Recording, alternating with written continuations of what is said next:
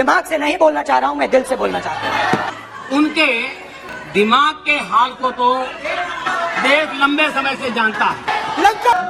हनुमान ने नहीं जलाई उनके। दोस्तों, वैसे तो आप लोग जानते हैं कि पीएम मोदी और राहुल गांधी एक दूसरे के कितने खैरख्वाह हैं और एक दूसरे के बारे में क्या विचार रखते हैं, लेकिन कहानी हो जाती है लंबी। वो एक दूसरे के खिलाफ बोलते बोलते तकते नहीं है। इसलिए आज उनके स्पीचेस के इंजीनियरिंग करके हमने आपके लिए निचोड़ निकाला है। लेकिन आप लोगों को पसंद आया होगा, बड़े मजे की है, पूरी देखनी है, कहीं जाना नहीं है। वीडियो देखते हैं, उसके बाद आके बात करते हैं। रूमी ने कहा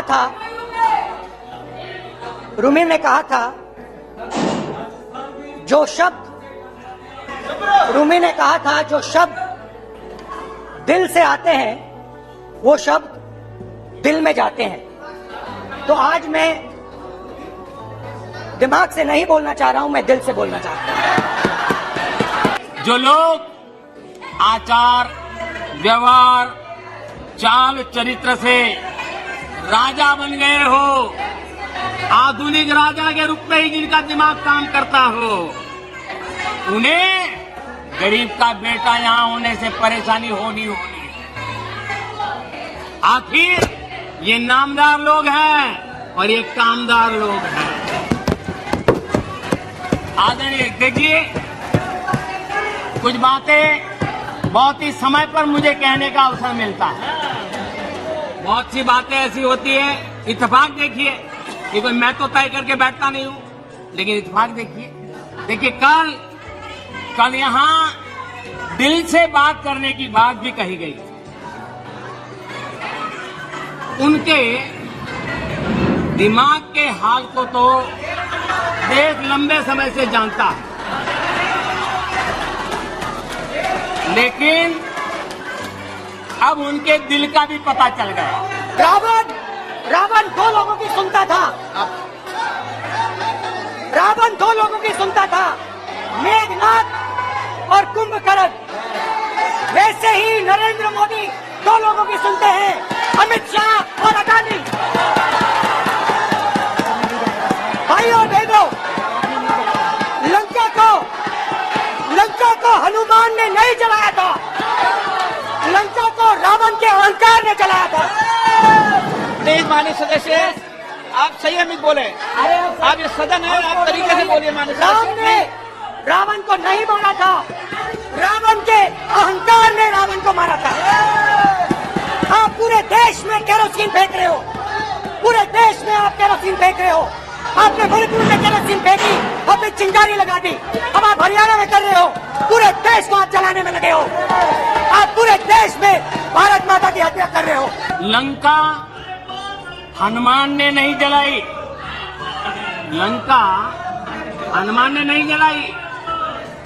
उनके घमंड ने जलाई।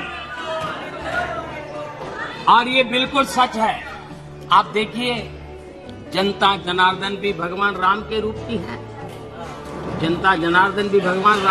है, और इसलिए 400 से 40 हो गए।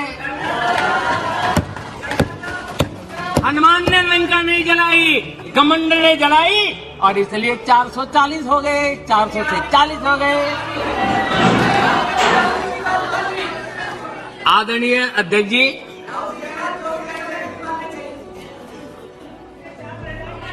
सच्चाई तो ये है, देश की जनता ने दो बार 30 साल के बाद पूर्ण बहुमत की सरकार चुनी, लेकिन गरीब का बेटा यहां कैसे बैठा?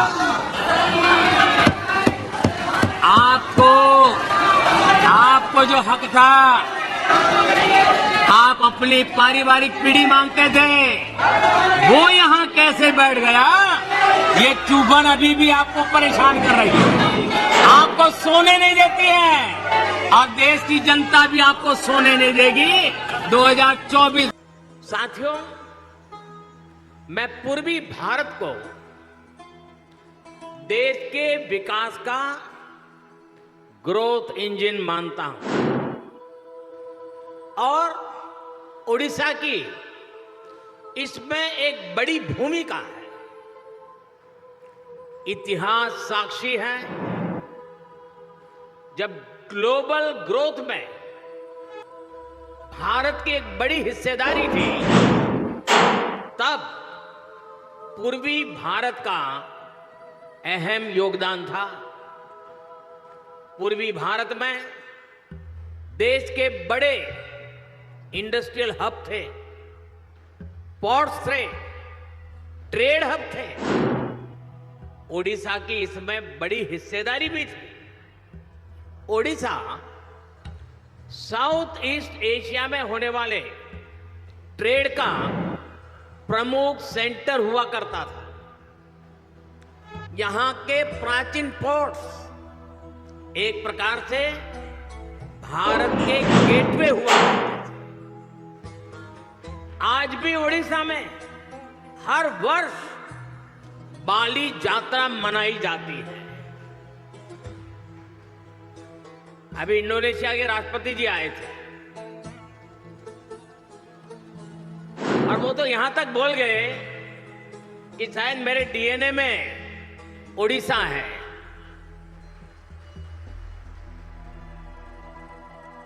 साथियों, ये ओडिशा उस लेगेसी को सेलिब्रेट करती है जो ओडिशा को साउथ ईस्ट एशिया से जोड़ती है। अब 21वीं सदी में ओडिशा अपनी उस गौरवशाली विरासत को फिर से रिवाइव करने में जुट गया। हाल में ही सिंगापुर के प्रेसिडेंट ओडिशा होकर गए हैं। सिंगापुर ओडिशा के साथ संबंधों को लेकर बहुत ही उत्साहित है। आसियान देशों ने भी ओडिशा के साथ ट्रेड और ट्रेडिशन के कनेक्ट को मजबूती देने में दिलचस्पी दिखाई है। आज इस क्षेत्र में संभावनाओं के इतने द्वार खुल रहे हैं जितने आजादी के बाद पहले कभी नहीं खुले। मैं यहां उपस्थित हर इन्वेस्टर्स का आह्वान करूंगा और हमारे मुख्यमंत्री जी ने जो बात कही मैं इसको दोहराना चाहूंगा। यही समय है, सही समय है। ओडिशा की इस विकास यात्रा में आपका निवेश आपको सफलता की नई बुलंदियों पर पहुंचाएगा। जी नाज़रीन, तो वीडियो आप लोगों ने देख ली, यकीनन आप लोगों को पसंद आई होगी। इस तरह की मजीद अच्छी वीडियोस देखने के लिए हमारे चैनल को सब्सक्राइब करें और बेल आइकन का बटन जरूर दबाइए। अपना बहुत सारा ख्याल और हमें भी दुआ में जरूर याद रखिएगा।